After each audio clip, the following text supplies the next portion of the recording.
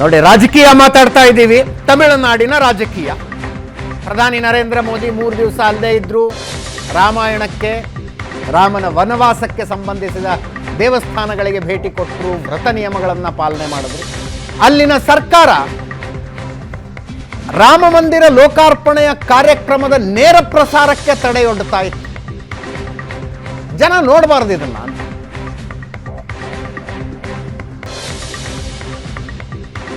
ಇದಕ್ಕೆ ಅಂದ್ರೆ ಈ ಮನಸ್ಥಿತಿಯನ್ನ ಹೇಳುವುದಕ್ಕೆ ಇರುವ ಒಂದೇ ಒಂದು ಶಬ್ದ ಅಂದ್ರೆ ವಿಕೃತಿ. ವಿಕೃತಿ.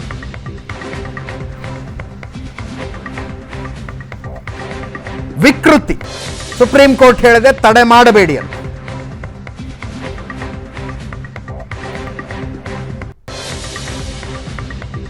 ಶ್ರೀರಾಮನ ಪ್ರಾಣ ಪ್ರತಿಷ್ಠೆಯ ನೇರ ಪ್ರಸಾರಕ್ಕೆ ಅಡ್ಡಿ ಮಾಡಬೇಡಿ. ದುರ್ಬಲವಾದವನ್ನ ಮುಂದಿಟ್ಟು ನೇರ ಪ್ರಸಾರಕ್ಕೆ ಯಾವುದೇ ಕಾರಣಕ್ಕೂ ಅಡ್ಡಿ ಮಾಡಬೇಡಿ ಅಂತ ಸುಪ್ರೀಂ ಕೋರ್ಟ್ ಸೂಚನೆಯನ್ನ ಕೊಟ್ಟಿದೆ.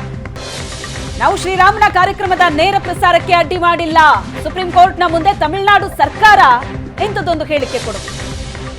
ತಮಿಳುನಾಡು ಸರ್ಕಾರಕ್ಕೆ ಈಗ ಸುಪ್ರೀಂ ಕೋರ್ಟ್ ಸೂಚನೆ ಕೊಟ್ಟಿದೆ.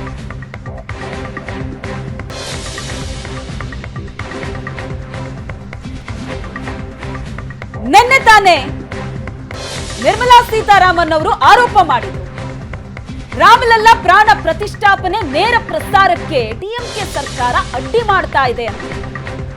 ತಮಿಳುನಾಡು ಸರ್ಕಾರಕ್ಕೆ ಇವತ್ತು ಸುಪ್ರೀಂ ಕೋರ್ಟ್ ಸೂಚನೆ ಕೊಟ್ಟಿದೆ, ಅಡ್ಡಿ ಮಾಡಬೇಡಿ ಅಂತ. ತಮಿಳುನಾಡು ಸರ್ಕಾರವೂ ಹೇಳಿಕೆ ಕೊಟ್ಟಿದೆ, ನಾವು ಅಡ್ಡಿ ಮಾಡ್ತಾ ಇಲ್ಲ ಅಂತ.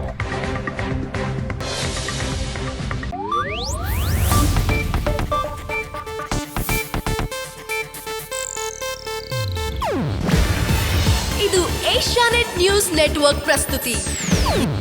ನೀವು ನೋಡ್ತಿದ್ದೀರಾ ಏಷ್ಯಾನೆಟ್ ಸುವರ್ಣ ನ್ಯೂಸ್.